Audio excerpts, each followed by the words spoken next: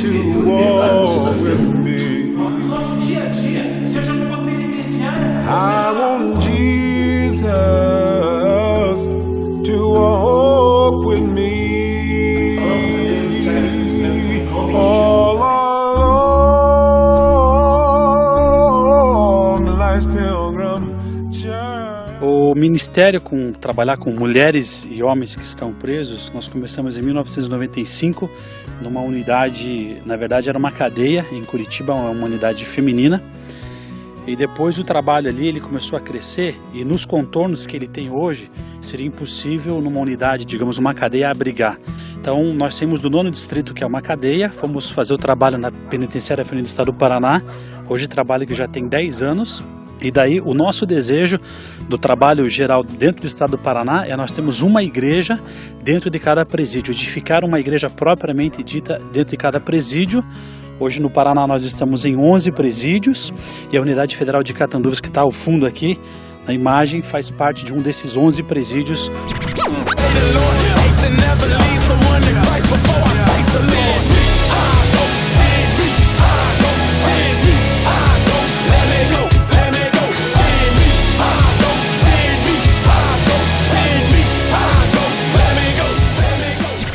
Então, para ter uma igreja dentro de cada presídio, é necessário ter um capelão. Esse capelão ele vai ser filiado à Sociedade Bíblica do Brasil para poder receber material, receber bíblias. Então, o primeiro passo é pregar o evangelho na unidade, que para nós é prioridade. E nós cremos que o evangelho também contempla obras sociais. Muitas pessoas não vão poder vir até o presídio, mas através do vídeo, através da sua história, vão poder conhecer um pouquinho mais. Como é que você chega lá, você prega, você dá estudo, canta? Como é que funciona isso? É como culto mesmo? Então, a primeira coisa é você estabelecer um contato com a direção da unidade. A lei do nosso país, seja no caso estadual, seja federal, garante a presença da igreja, do pastor dentro de uma unidade federal. Então você se respalda na lei para estar fazendo o trabalho. A igreja deve respeitar todas as regras, todas as leis que são impostas pela unidade, seja ela federal ou estadual.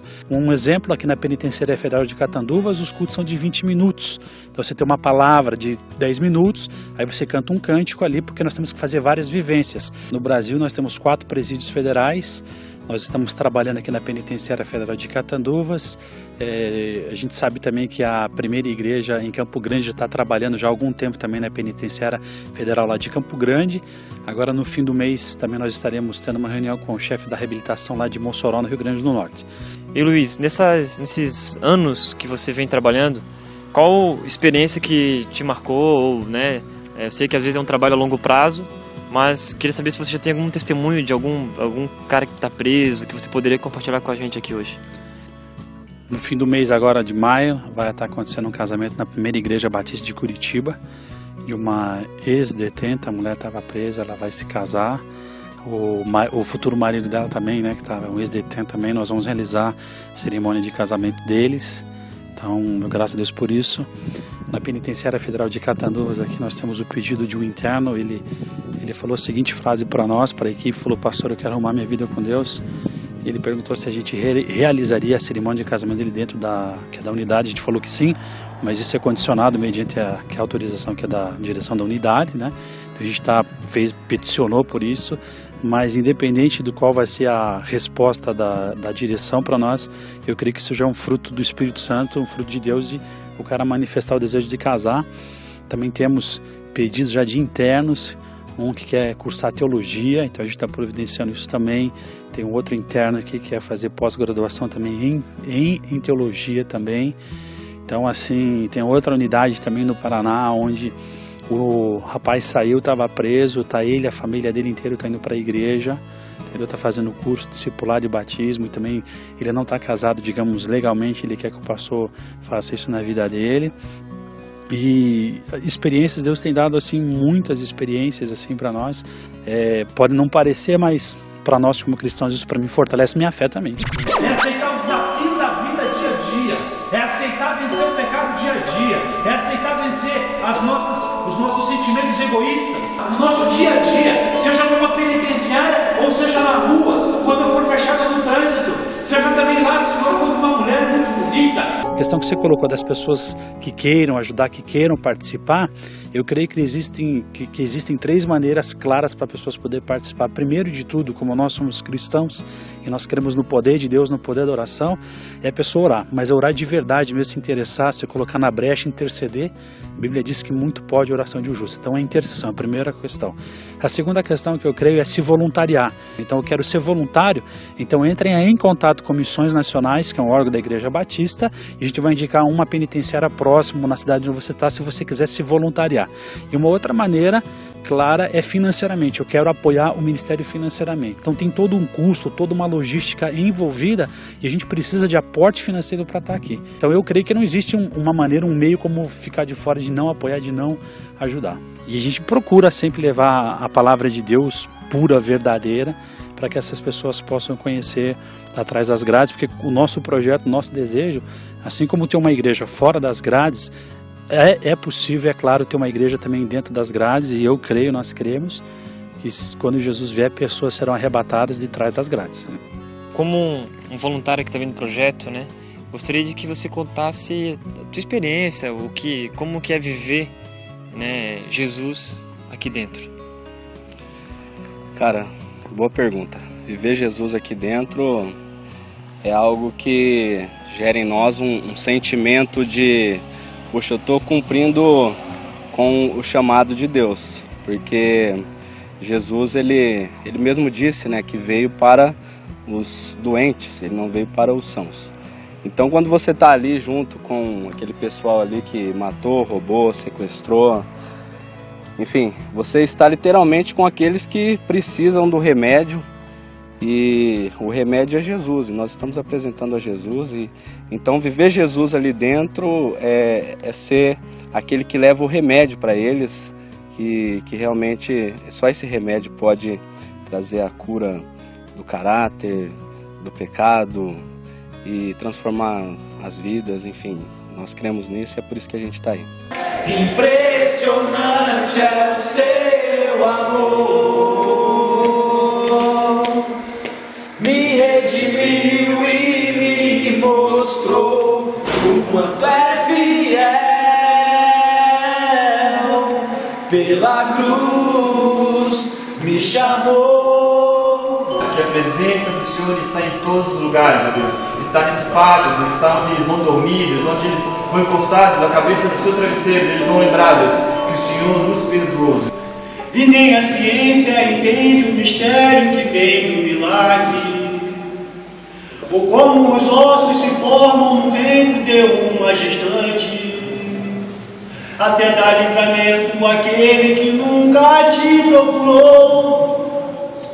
Abre mão do seu filho que sofre por todos que ele gerou. Meu primeiro amor é aquele que não acaba e nunca te trai. Repreende os seus filhos em busca da paz, e mesmo na escuridão ele olha por mim. Meu primeiro amor, ele salva e liberta de todos os problemas.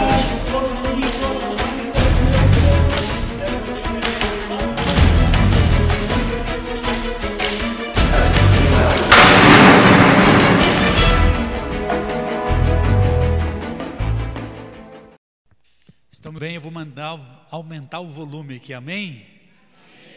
Amém? Vocês estão acordados? Estão aí? Acho que o vídeo foi muito longo, faltou a pipoca, o refrigerante e tal, né? Tá friozinho agora aqui, o verão já foi embora, o calor já nos deixou e o frio está ocupando o lugar dele. Igreja de Jesus, povo que vai morar no céu com ele. Vocês acabaram de testemunhar o que Deus tem feito nas penitenciárias. Esse é um vídeo que foi gravado já há 3 anos, e alguns números ali eu agradeço a Deus que já não são atuais, não são só mais 11 unidades penitenciárias que nós estamos, eu acho que nós estamos em 16 ou 17 unidades, eu não sei dizer. E também na minha fala ali eu estava falando sobre o trabalho em presídios federais. Para nós agora falta somente nós entrarmos na penitenciária federal em Porto Velho, lá em Rondônia, onde está alagado. Vocês estão vendo bem no jornal, né, que está tudo ilhado lá, Rondônia. Lá tem uma penitenciária federal, e nós vamos começar o trabalho para falar de Jesus lá agora no mês de maio. O Júlio, que falou no vídeo por último agora ali, que é o nosso coordenador, da região de Maringá e Londrina, está indo viajar lá para Porto Velho para poder então abrir o trabalho nosso, para podermos falar de Jesus dentro daquela penitenciária. Ontem eu liguei para Mossoró, no Rio Grande do Norte, para poder falar com o pastor Dário. E pastor Dário, quem entendeu foi Pamela, que é a esposa dele. Falou: pastor Dário está dirigindo, posso falar com o irmão? Falei: pode, por favor, irmã. E ela me falou assim: pastor, acabamos de sair da penitenciária, os cultos foram muito bons. Pastor, esse último cântico que vocês ouviram agora ali é de um rapaz que está preso, condenado a 200 anos de prisão, se converteu na penitenciária, ele é compositor. E essa música que ele fez ali, meu primeiro amor é aquele que não acaba e nunca te trai, repreende os seus filhos em busca da paz. Ele é carioca, né? E mesmo na escuridão ele olha por mim, meu primeiro amor. E ele compôs essas músicas, ele compôs 20 músicas dentro da Penitenciária Federal de Catanduvas. E daí ele pediu: o pastor pode registrar as minhas músicas? Eu peguei as cópias das músicas, levei para a Biblioteca Pública aqui em Curitiba, onde já estão registradas as músicas, e nós vamos agora partir para um outro ponto, é de poder gravar um CD dentro da Penitenciária Federal para ele. Me foi dito também, nós, como vocês acho que ouviram, como vocês estão no planeta Terra, aqui, né? Alô, cortaram meu microfone, é para eu parar de falar, eu acho que já falei demais. O irmão vai estar lá boicotando eu. O que ocorre? Nós temos 2 rapazes que estão fazendo teologia dentro da penitenciária. Como você escutou ali, a nossa ideia é ter uma igreja dentro de cada presídio. E nós temos 2 estudantes de teologia. Um está fazendo teologia aqui em Catanduvas, que é o Luiz Fernando, e nós temos um outro rapaz fazendo teologia lá em Mossoró, que é o Paulo César. Eu queria colocar um PowerPoint, põe para mim lá, por favor. Está lá já? Desligou? Então a gente vai indo embora, depois eu falo do PowerPoint e eu vou ler um texto com vocês aqui. Eu vou aproveitar a deixa do brother que leu aqui o início em 1 Coríntios 13, eu queria que você abrisse lá 1 Coríntios 13, se você não está com a Bíblia aí, se você é um crente, queria que você se aproximasse de alguém que está com a Bíblia aí, porque o que faz a diferença na tua e na minha vida, o que baliza nossos sentimentos, nossas emoções, tristeza, choro e alegria, não é pular e nem ficar em silêncio, não é gritar ou não abrir a boca. Ela é a palavra de Deus. A Bíblia diz que ela é espada, entendeu? Mais afiada que a espada de 2 gumes. Ela corta, entra lá dentro, separa o que é bom do que é ruim, execra, exorciza aquilo que não presta, põe para fora. Jesus diz em João capítulo 15 que nós já estamos limpos pela palavra que Ele nos tem falado. Eu hoje li de manhã a carta de Paulo aos Filipenses, tremenda palavra de Paulo aos Filipenses. Aí depois do almoço eu peguei o tablet e fui jogar lá o CR, o Racing 3 lá. Falei: não, eu vou ler a Bíblia de novo. Não fui jogar. Aí gente, li 1 Timóteo, meu Deus do céu, que é aquilo? Fiquei desconcertado. E como diz o apóstolo Paulo, eu não sou igual a ele, mas o amor de Cristo nos constrange. Não gosto de um evangelho terrorista que é espalhado por aí. O que é evangelho terrorista, pastor? Aceite Jesus, você vai para o inferno. Já imaginou? Precisa de um apelo desse para as pessoas encontrarem e aceitarem Jesus. Não gosto do evangelho terrorista. O que deve nos comover, o que deve nos mover a virmos para esse espaço denominado igreja, não é o medo de irmos para o inferno. O que deve trazer você para estar aqui essa noite, minha irmã, meu irmão, não é o fato de que você veio aqui para buscar Deus, para orar, para Deus te curar, para Deus te prosperar. Isso faz parte, está no pacote, mas não é o principal motivo. O apóstolo Paulo, quando se deparou com Jesus, ele considerou tudo como esterca, para não usar o adjetivo mais pesado que o grego permite. Ele considerou tudo como esterco. Quando ele conheceu Jesus, falou: gente, tudo é esterco. O que traz você estar essa noite aqui na igreja? O que motivou você aqui? Se não foi Jesus, o louvor foi chato. Se não for Jesus, o pastor pode ser um careta, um chato também, antiquado ou passado. Agora, se for Jesus, meu irmão, você já está em culto desde a hora que saiu de casa. Você já está sentindo a presença e o poder de Deus. Como o PowerPoint já voltou, os irmãos não vão me sabotar mais. Nós vamos lá então. Passa lá, eu quero só explicar rapidinho, depois a gente vai compartilhar 1 Coríntios 13, pode apertar de novo o botão aí? Então assim, isso, pode deixar assim. Legal, então a gente quer, não, volta aí. A gente quer fazer os cultos dentro de uma penitenciária, como funciona? Primeiro, nós vamos começar lá no primeiro desenho, aquele rapaz pulando de alegria lá. Cultos serão mensais. Então o que ocorre? A gente sempre faz o pedido dentro de um presídio, seja ele estadual ou seja federal, que os cultos serão mensais. Nós nunca começamos com cultos semanais, porque não aguenta. Isso a gente trabalha com voluntários. Nós estamos no Paraná com 200 voluntários. E se eu chego para o músico e falo para o cara, você pode tocar toda semana em Piraquara? O cara fala que não pode. Mas uma vez por mês pode. Então a gente começa o culto dentro de uma penitenciária uma vez por mês. Não é bíblico que tem que fazer culto toda semana, não é verdade? E não é bíblico que seja, ou antibíblico, uma vez por mês. E na verdade Atos vai sugerir que os cultos eram diários nas casas. Certo? Então a gente começa com o culto mensal. Depois, quando a gente começa a ter voluntários, os cultos são quinzenais. E o nosso objetivo qual que é? Que os cultos sejam semanais na penitenciária, tanto quanto é aqui. Mas não deixa de se ter mais poder, mais unção nas penitenciárias pelos cultos serem mensais. De forma alguma. Aquele pessoal que estava ontem lá em Mossoró adorando Deus, o pessoal que estava na PCF, Penitenciária Central do Estado Feminina, ontem de manhã, o pessoal que estava no semiaberto ontem à tarde feminino, estavam com o mesmo Deus, com o mesmo Jesus sendo invocado e buscado. E pode ser que Deus curou gente na penitenciária e que não cure aqui, porque tudo vai depender da fé. E não se ele tem uma placa escrita Igreja Batista. Quando estiverem 2 ou 3 pessoas reunidas no meu nome, ali eu estarei. O que nos motiva a estar aqui essa noite? O que motiva aquelas pessoas a irem ao culto numa penitenciária? Em qualquer penitenciária no país, nenhum preso é obrigado a assistir culto, assiste se quer. Então os cultos começam dessa forma. Pensando em igreja em cada presídio, nós estamos disponibilizando nos presídios federais uma biblioteca. Por quê, pastor? Porque em presídio federal o cara fica 22 horas preso, incomunicável, não conversa e não fala com ninguém. A literatura que está disponível dentro de uma penitenciária federal são livros espíritas, são aqueles romances de faroeste que tem uma mulher sentada de vermelho, seminua em cima de um cavalo, sabe aqueles livros de faroeste? Esses livros que estão em penitenciárias disponíveis para eles lerem. E a pergunta que vem é: quem deve disponibilizar material cristão para esses presos lerem? Quem? Nós. A gente cai lá em Isaías capítulo 6, quando Isaías tem uma visão ali, e ao momento do texto, versículo 8, 9 ali, quando Deus pergunta quem é que vai no Tanguá, quem é que vai nas penitenciárias federais, federais estaduais. Isaías não perde tempo, Isaías não permita que ninguém roube o lugar dele, fala: eis-me aqui, envia-me a mim. Eu não sou bobo nem trouxa de perder o bonde para o céu. De forma alguma. Quando ouve a voz, quando ouve a necessidade, Isaías já se escalou. Então a responsabilidade de levar livros para essa penitenciária é nossa, de disponibilizar material para aqueles presos lerem é nossa.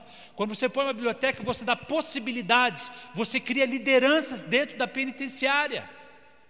O outro passo nosso ali é termos um seminarista. O meu desejo é que a partir de 2015 nós possamos ter pelo menos 2 seminaristas fazendo teologia em cada presídio. Aí chegou um casal da minha igreja, o irmão chegou e veio falar assim para mim: pastor, eu acho que o Luiz Fernando, que é o Fernandinho Benamar, mas eu acho que ele está fazendo teologia só porque ele quer remir pena. Aí eu falei para o brother assim, a esposa dele, porque ele me deixou falando sozinho, eu falei assim: você quer que eu acredite, falei para a esposa dele, que as pessoas todas que vão à igreja domingo à noite só vão atrás de Deus sem nenhum interesse? Todos nós estamos aqui hoje, todos compungidos única e exclusivamente por causa de Deus e mais nada. Nós já chegamos ao status da teologia de Jó, quando Deus arrancou, tirou tudo dele, porque não foi o diabo não pode fazer nada. Deus lhe tirou tudo para ver o que estava no coração dele. Então ele falou: ele deu, ele tira, louvado seja o seu nome. Nu eu nasci e nu eu vou voltar. Você teria dentro do teu coração Nós temos dentro dos nossos corações esse sentimento teológico nessa noite. Você nessa noite não pediu nada para Deus, eu estava orando ali, eu já pedi. Aí nós queremos que um mega, hiper, super traficante se aproxime de Deus e esperamos que ele tenha um comportamento, reaja como nós não reagimos. Isso me parece como um discurso de condenação. Presta atenção numa coisa: as pessoas no mundo já estão condenadas. Ninguém precisa condenar mais quem está no pecado. João capítulo 3, versículo 17, o texto diz o seguinte: que o Filho do Homem veio ao mundo, não para condenar o mundo, mas para que o mundo fosse salvo através dele. Existe uma palavra dentro do nosso vocabulário cristão chamada legalismo. Um outro erro gravíssimo nosso. Certo dia um crente chegou e falou para mim assim: pastor, eles precisam mesmo, né? Eu falei: será que é só eles e eu não preciso? Dentro da igreja nós demos grau ao pecado, pastor Maxson, pastor Hélio. O pecado dele é maior que o meu, por isso que ele precisa mais do que eu. E hoje eu estava lendo a carta de Paulo, e ele dizendo o seguinte: dos pecadores eu sou o maior. E dentro da igreja tem uma teologia furada, sem base nenhuma, aonde nós chegamos a pensar que quem está preso precisa mais de Jesus do que aquele que está fora. Que mentira! Que Deus ressuscite e mande mais bereanos no nosso meio da igreja de Bereia, que questionava e criticava inclusive os apóstolos. Não precisa levantar a mão, não quero isso. Mas se tiver algum crente aqui sem Bíblia, eu queria que um bereano pegasse você e te desse uma chuva de Bíblia em você, porque não ia ter um bereano sem a palavra de Deus, irmão. Estou vendo aqui na igreja tem bastante skatista, do estilizado, com skate, boné e tal. Qual que é o estilo do cristão, parceiro? Como é que o mundo vai nos enxergar e vai nos ver? Como? Estamos perdendo a nossa característica, estamos perdendo aquilo que nos faz diferentes dentro da sociedade. A gente está relativizando tanto as coisas que estamos perdendo as nossas características de cristãos. Podemos até conversar, dialogar em alguns sentidos, mas daquilo que é valor, daquilo que é padrão, não abrimos mão. Como o pastor estava falando, quando ele era criança, a mãe dele obrigava ele a ficar dentro do culto. Isso é errado de forma nenhuma. O cara virou pastor, irmão. Pode passar o outro lá, por favor, querido. Existe uma palavra chamada sinergia. Eu não entendo muito bem o que é sinergia, mas eu vou explicar pelo desenho, que é mais fácil falar de sinergia com desenho do que tentar explicar o termo sinergia. Mas assim, segura lá. Então veja bem o seguinte: aquela primeira bola, aquele círculo azul ali é cultos, certo? Depois aquela outra bola ali escrita biblioteca, e depois embaixo nós temos uma bola escrito seminarista, certo? Aquele espaço que está escrito igreja ali é onde se formou o campo sinérgico, da sinergia, ou seja, onde há força, onde nós criamos força para criar uma igreja. Então a gente está usando da sinergia para plantar a igreja dentro de presídio. Então você faz o quê? Você vai ter os cultos, como eu já expliquei, que são cultos mensais, que pode ser quinzenais, e o alvo é que sejam semanais, certo? Depois a gente tem a biblioteca, que vai disponibilizar material para as pessoas, porque você faz o culto, você pega, mostra o doce para a criança, depois tem que deixar livro disponível para os caras ler. Max Lucado, Brennan Manning, enfim, os autores por aí afora, deixa lá. E depois nós vamos criar seminarista, porque é o seguinte: nós não podemos estar lá 24 horas por dia. Aqui você pega o telefone do pastor Hélio e liga para ele: pastor, estou com um problema, pastor, tem um processo aqui. Se você não aguentar lá o rojão, liga para o pastor pega o bate-móvel dele e vai na cola. E lá na penitenciária vai fazer o quê? Ligar para o pastor? Não pode?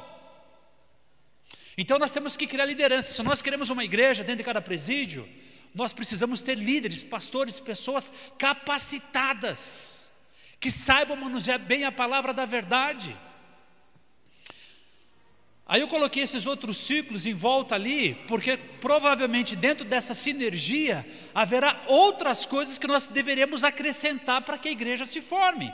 para que ela seja formada. Coloquei uma frase ali: nós trabalhamos naquilo que é real para chegar naquilo que é ideal. Então a gente começa do jeito que está. Deveria ser assim, tudo bem, deveria. Mas para que isso seja assim, precisamos começar de onde estamos, senão nós nunca iremos chegar. Eu comecei a trabalhar com penitenciário, com presídio, há 20 anos atrás, numa unidade feminina. Hoje, graças a Deus, nós estamos em 17 presídios no Paraná. Pela fé, já posso dizer, estamos em 3 presídios federais, mas pela fé em 4 presídios federais, um presídio, uma penitenciária em Ciudad del Este, com nossa primeira igreja bautista. Estamos também em Santa Catarina, começando o trabalho. Mas você começa de onde você está. Então veja bem o seguinte, eu queria falar com você: não desanime em qualquer parte que você esteja do teu ministério. Algo só fica grande se um dia foi pequeno. Você já nasceu com 33, 39 anos? Estou vendo uma mãe com uma criança no colo. Aquela criança só vai ficar grande porque ela é pequena. O ministério só fica grande porque ele é pequeno. Agora, se você já sair, mas nunca vai, aí não vai acontecer mesmo. Passa lá, por favor, querido. E eu queria explicar para vocês qual que é o ambiente onde nasce uma igreja dentro de cada presídio. Eu peguei alguns headlines, algumas matérias que saíram em alguns jornais, naquele período de janeiro recente agora, que teve aquelas rebeliões lá no presídio de Pedrinha. Olha o que aconteceu: pastor é preso tentando entrar com lâmina no sapato em Pedrinhas, no Maranhão.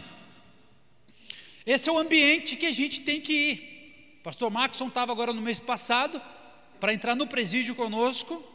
Nós não podemos entrar, aconteceu uma situação lá. Então nós estamos querendo montar tudo aquilo que nós já conversamos, que você viu no vídeo, dentro de um presídio. Põe lá outra matéria, por favor, querido.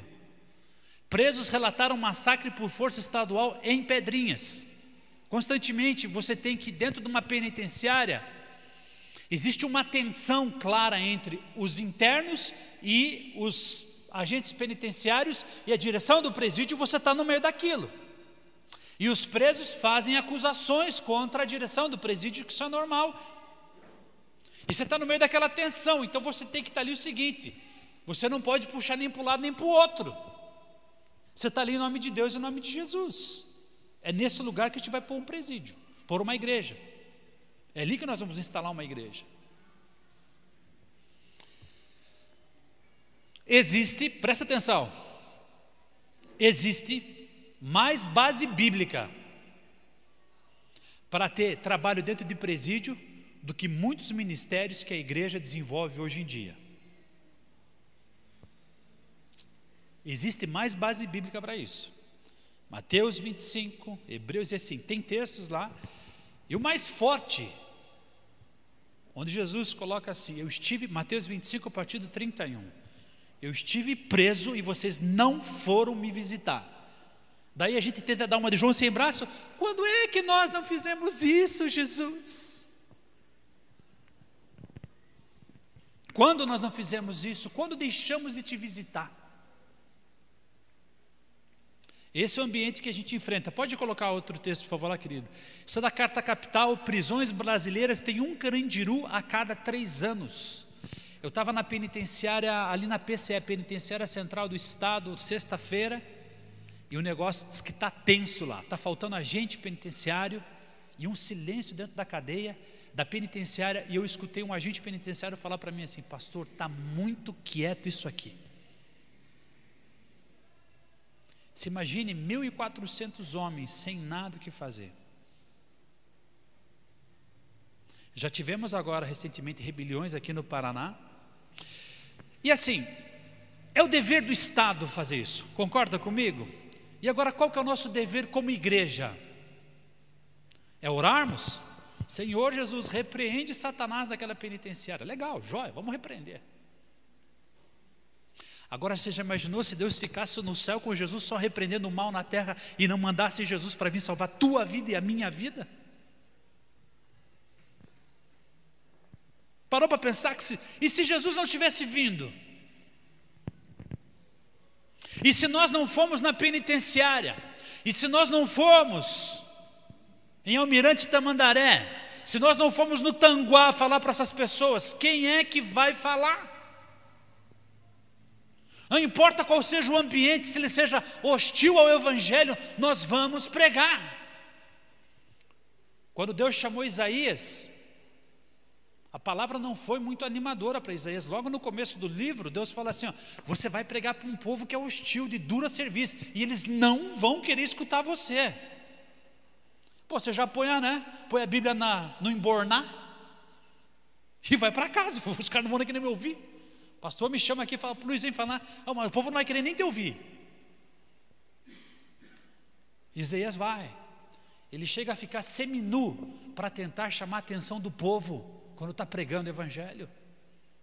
Não importa a hostilidade do povo, não importa a hostilidade do ambiente, do espaço que nós vamos entrar. Mas nós vamos entrar, porque maior é aquele que está em mim do que aquele que está no mundo, diz a Bíblia.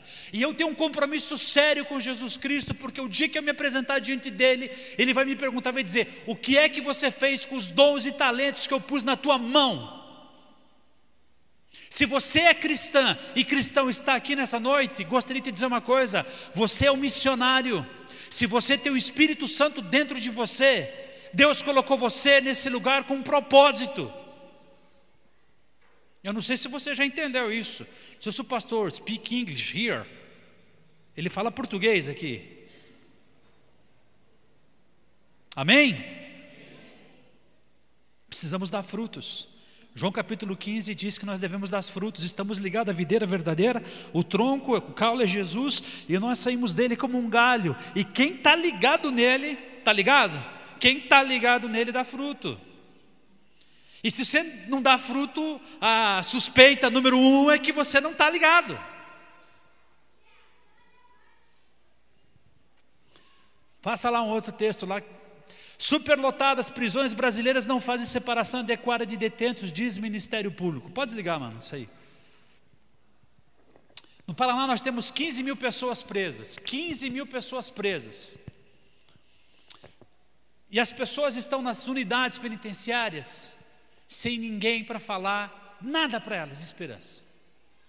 Nós começamos o trabalho em Maringá, no CEPIM, acho que é CEPIM a sigla, e quando me passaram o relatório do presídio, não tinha, graças a Deus tínhamos os irmãos da Assembleia de Deus trabalhando lá, porque o resto era tudo como Paulo caracteriza como seita e heresia, o resto, tinha mais uns 5 grupos. O que só nos representava como cristãos era só a Assembleia de Deus. E a minha pergunta é, e os batistas brasileiros, que vamos avançar, como? João capítulo 3, versículo 16 diz que Deus amou o mundo de tal maneira, amou quem? Amou quem? E quem é o mundo? Eu faço parte do mundo. As pessoas aqui da região que moram aqui no Tanguá fazem parte do mundo. Mateus capítulo 28, a partir do 19, vai dizer, ide por todo o mundo. Se nós estamos indo e o Evangelho não está contemplando a todos, nós não estamos indo a todo mundo.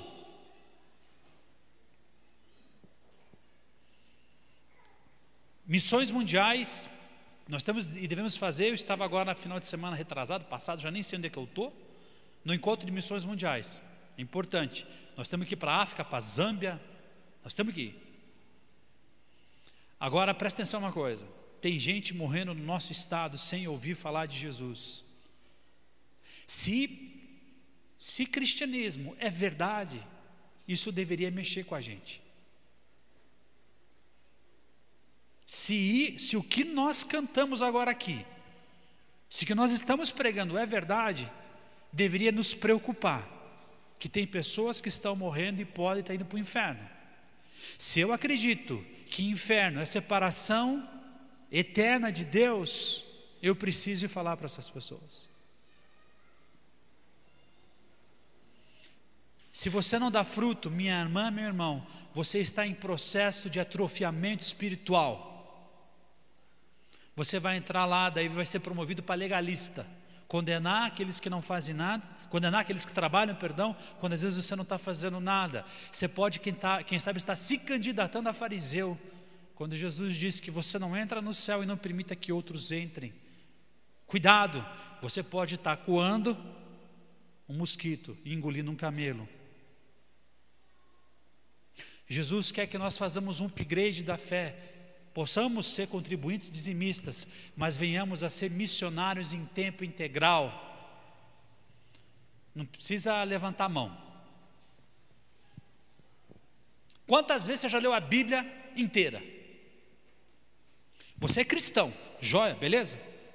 O cara que é muçulmano já leu o Alcorão algumas vezes e decorou aquele negócio. O cara que faz medicina, para fazer medicina, o que ele faz? Estuda livros grossos, enfim, se empenha. Nós temos boas leis, porém não as conhecemos. Quantas vezes você já leu a Bíblia? Pastor, mas aquela parte lá que tem as genealogias, nossa, números então?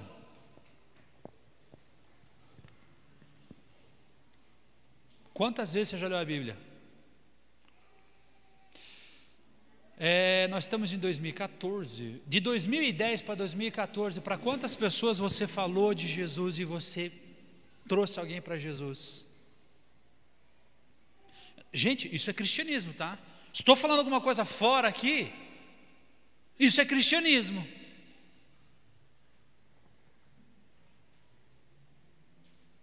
Ler a Bíblia, gente, é poder. Existe um crente que gosta de viver sempre de onda, né? De momento. E tem um papo rolando também, que quase que passando já, um tal de encontro. Já foram no encontro? Pô, tem um encontro da tal igreja, nós somos no encontro. Agora eu vou falar uma parada para você bem nervosa, um papo reto, meu irmão. Vai ter o encontro quando você morrer. O encontro vai ser com o Criador dos céus e da terra. Aí você vai se arrepiar o cabelo, a alma. Aí ele vai te perguntar, aí não vai ter como escapar, não vai dar para jogar a culpa nas costas do pastor, nem do irmão que estava te atrapalhando no culto naquele domingo, nem porque choveu, porque não tinha guarda-chuva. Eu pus o meu espírito dentro de você. E, gente, só que assim, quando você tem Jesus, isso flui naturalmente. Você quer falar dele.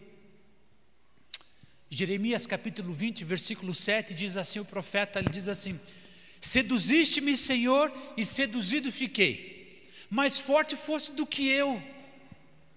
Aí ele fala assim, ó, eu não vou mais falar do Senhor, porque toda vez que eu falo destruição, o povo me chama de traíra. Aí ele diz assim, mas quando eu digo não vou mais falar de você, a tua palavra veio forte dentro de mim, eu não tive como não falar.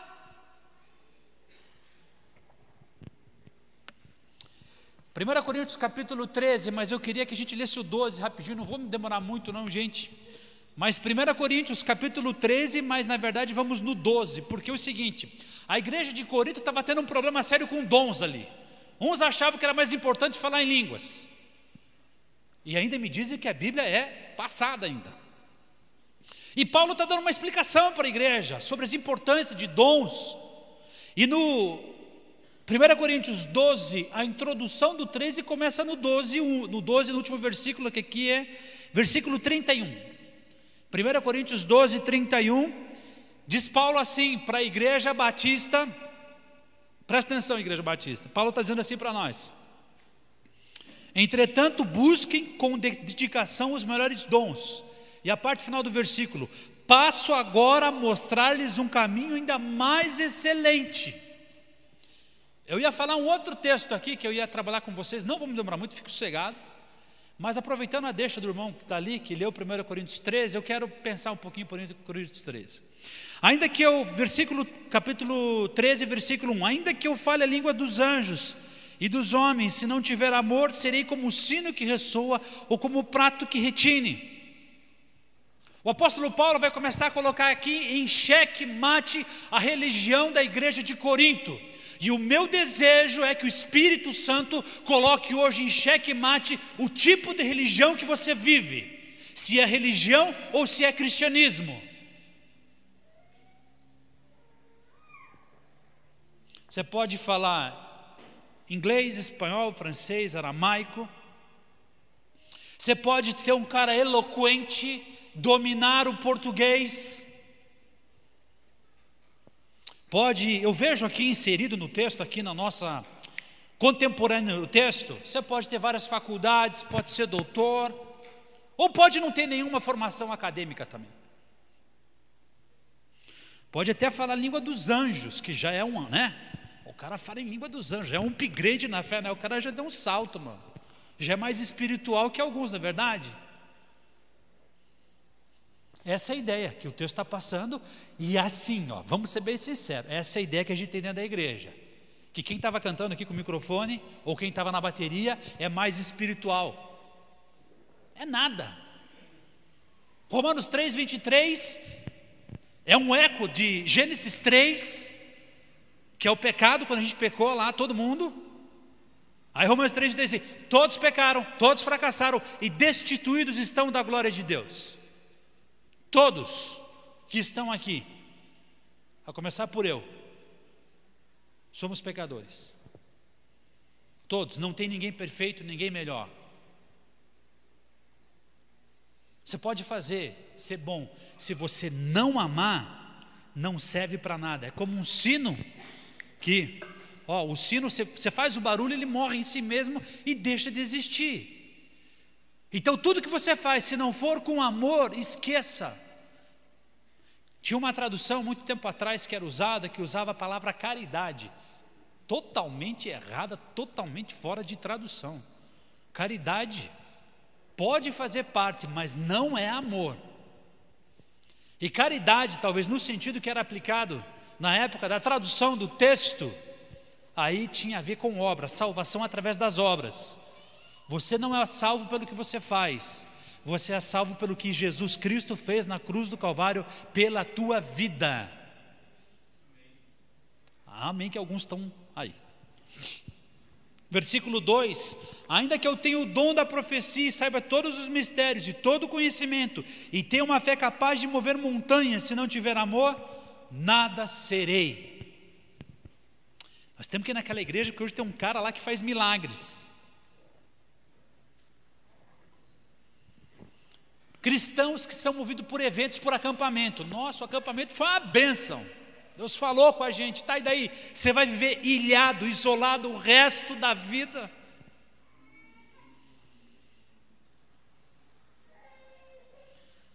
Eu tenho uma oração de Jesus para você. João 17, oração sacerdotal, ele falou assim: Maxwell, Pai, eu não peço que o Senhor tire ele do mundo, deixa ele no mundo, só que livre ele do mal, mas não tire ele do mundo. Então não queira escapar do mundo, que você vai estar no mundo. Mateus 5, 16, pouco antes, 14, vai dizer: vós sois o sal da terra, vocês são a luz para esse mundo, mas se vocês se esconderem em acampamentos, e daí, meu irmão?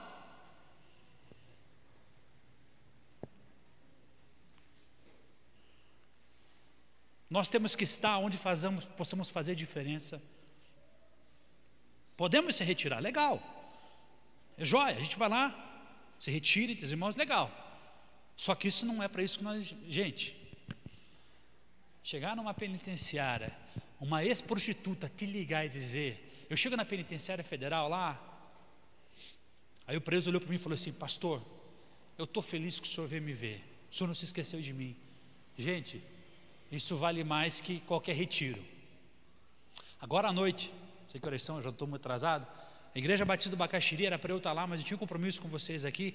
Tem uma moça, traficante, sequestradora, está dando testemunho agora na Igreja Batista do Bacaxiri. Para mim vale mais que acampamento isso. Ela está lá.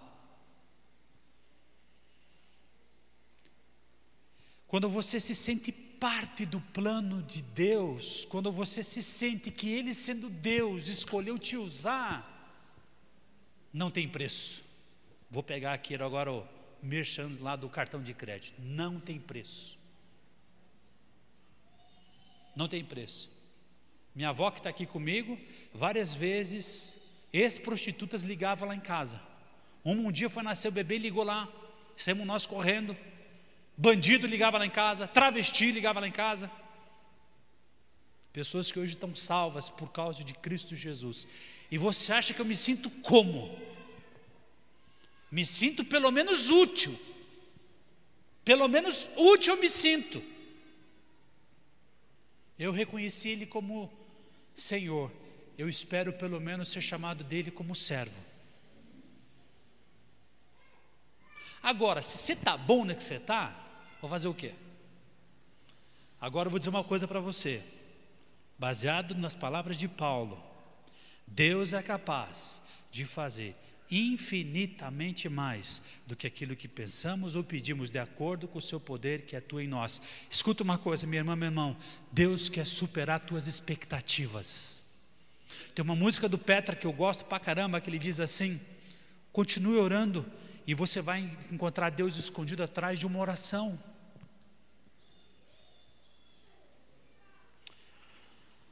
Ainda que eu dê aos pobres tudo que possuo, entregue meu corpo para ser queimado, se não tiver amor, gente, você pode doar a tua vida por essa igreja aqui. Tem algum mártir que vamos matar você para ganhar uma grana para terminar de construir alguma coisa aqui? Se você não tiver amar, não adianta nada. Não adianta se sacrificar.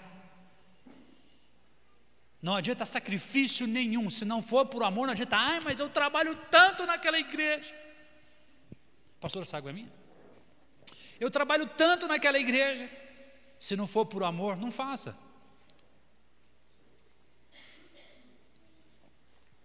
É legal que o apóstolo Paulo está pegando aqui nas raízes do problema. O papo dele é reto, meu irmão.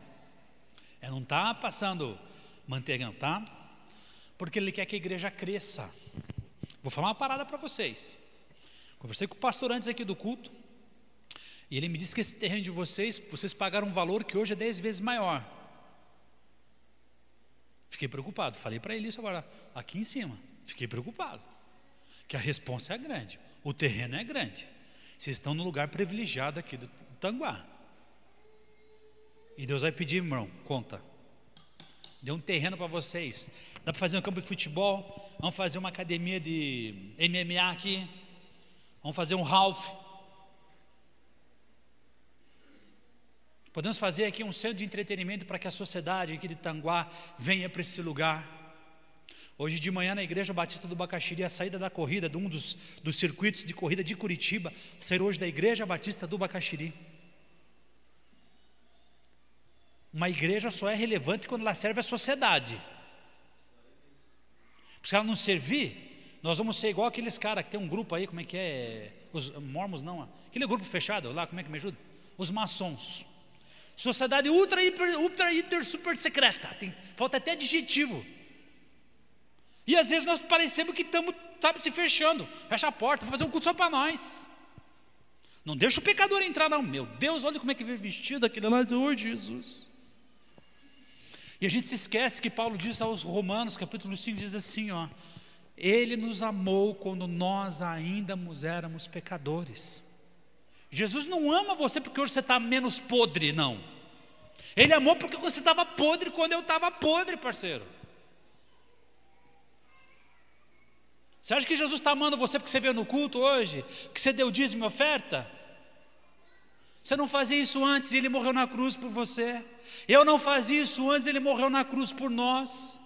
Quando nós ainda estava pecando sujo, na podridão, que nem porco que vai lá naquele negócio que se suja lá, na lama, era igual, nós estávamos assim. E foi nesse estado que Ele nos amou.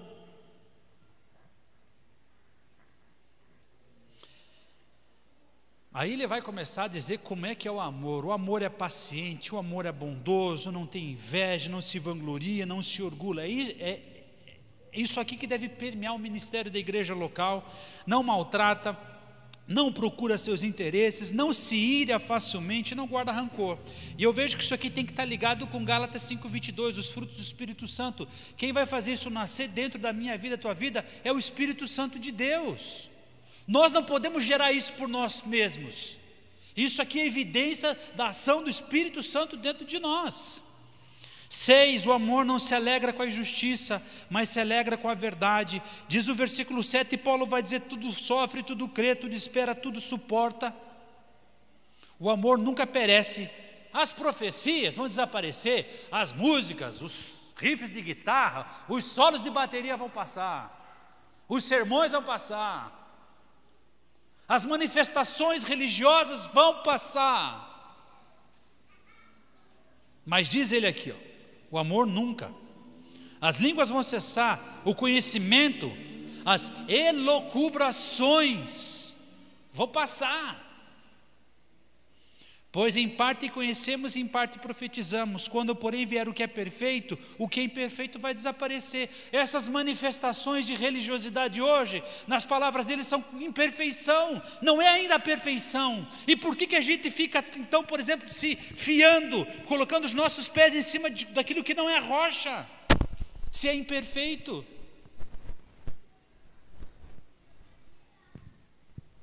Por que a nossa vida espiritual está atrofiada? Por que nós não lemos a Bíblia inteira? Por que nós não lemos pessoas para Jesus? Por que é uma luta, não é nem contra o capeta, mas é uma luta contra nós, a gente dá 10 reais de dízimo ou 10 reais de oferta. Aprendi um negócio com os primos muçulmanos. Sabe por que os caras entram num avião?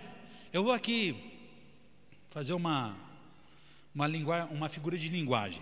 Eu fico imaginando que naquele dia, para destruir aquelas torres gêmeas lá em 2001, acho que estava numa reunião lá assim: escuta, seguinte, nós temos 4 aviões e eu preciso de 4 voluntários para entrar no avião e para derrubar lá. Os voluntários, por favor. Um já levantou: eu vou, no primeiro avião pode pôr meu nome que eu estou lá dentro. Mais um voluntário. Mas 4 voluntários, não precisa mais ninguém para morrer no avião. Já temos 4 voluntários necessários.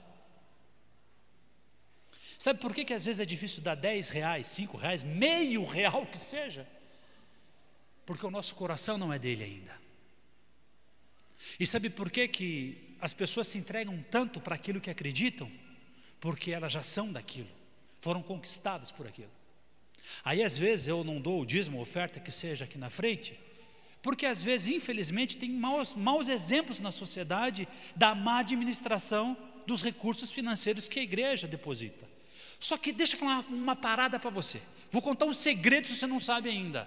Quando você dizima aqui, quando você oferta, é para Deus que você está fazendo. Se o pastor vai fazer isso, vai fazer uma pilastra de 50 reais ou 100 reais, deixa com ele.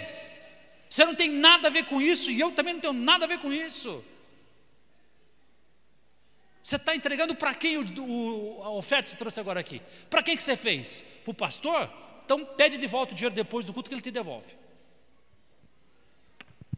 Para ele. Olha só. Moisés falou assim: fala para o povo parar de trazer que já tem demais. Não precisa mais. Fala para parar de trazer que não precisa mais. Não era o dinheiro que Deus quer. É o coração que Deus quer. É a mente, alma, corpo e espírito, full time. O ser humano como um todo. Graças a Deus, a teologia da Igreja Batista não é financeira. A alma, corpo e espírito, porque quando precisar o povo vai dar. Agora uma outra parada, fala para você: se você é cristão e está aqui, não é dizimista, conversa com o teu pastor, troca uma ideia com ele, acho que ele vai te dar umas ajustadas na porca aí. E assim, não vem com aquele papo furado, ó. Uma coisa que os bandidos me ensinam é ser ligeiro.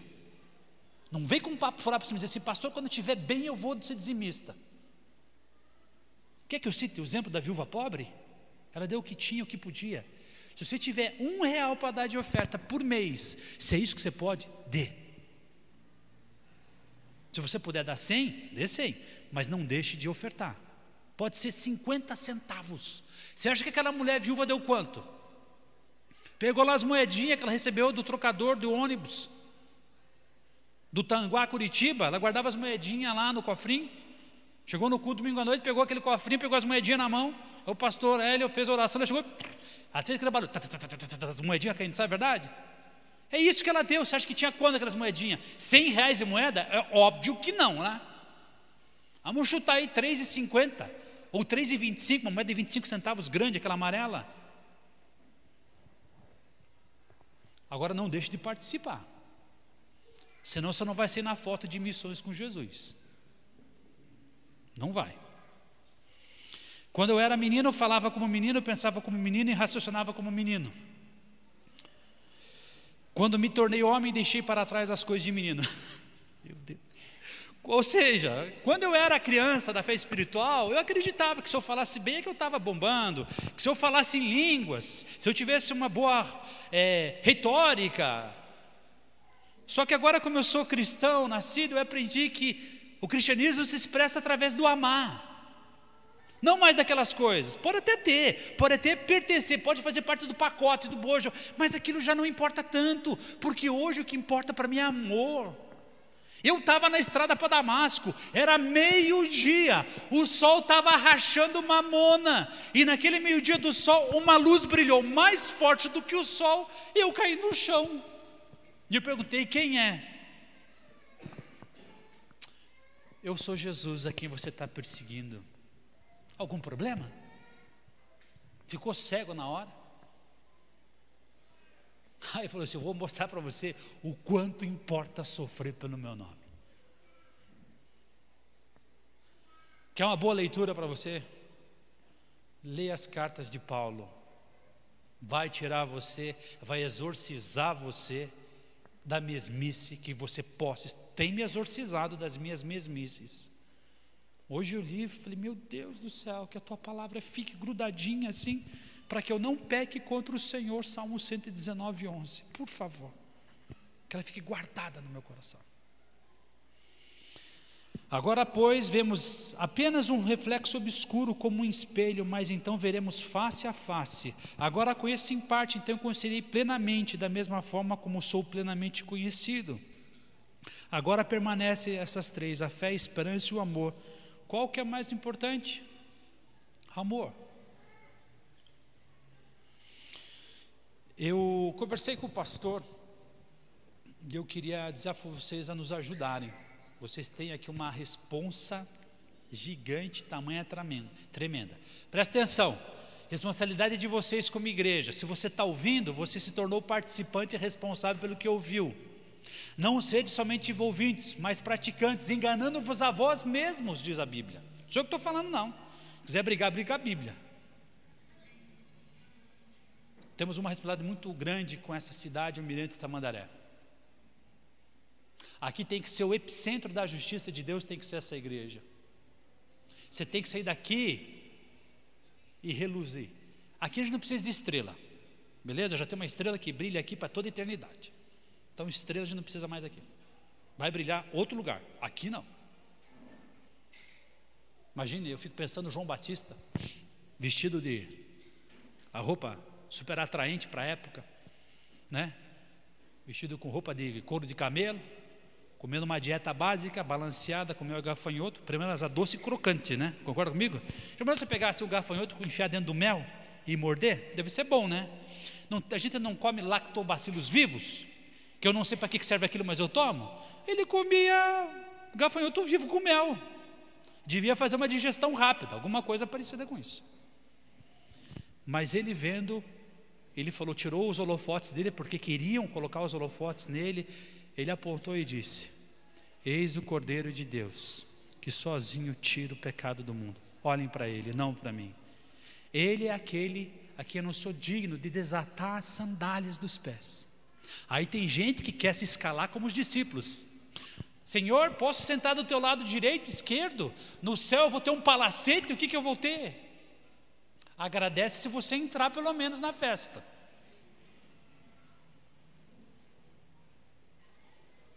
Aí alguns ficam preocupados se a rua é de ouro, o que quer que seja. Meu irmão, pode ser de pau de pedra, eu vou estar com Jesus, já basta. A responsabilidade de vocês é muito grande com essa cidade. E eu queria que vocês não deixassem um recado de missões nacionais, que eu sou pastor de missões nacionais, que vocês nos ajudassem com o trabalho dentro das penitenciárias.